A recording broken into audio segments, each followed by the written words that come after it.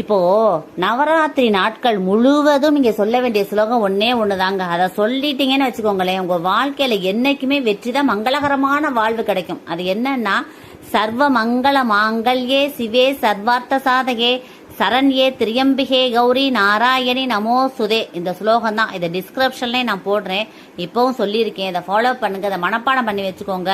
நவராத்திரி நாட்கள்ல அந்த அம்மனுக்கு முன்னாடி உட்காந்து இந்த ஸ்லோகத்தை சொல்லி நீங்க வழிபாடு பண்ண உங்களுக்கு தீர்க்க சுமங்கல் யோகம் கிடைக்கும். உங்க கணவருக்கு தீர்க்காயுள் யோகம் கிடைக்கும். உங்க பிள்ளைங்க எல்லாருமே நல்லா இருப்பாங்க. உங்க வாழ்க்கையில மிகப்பெரிய அதிர்ஷ்டம் உருவாகும்.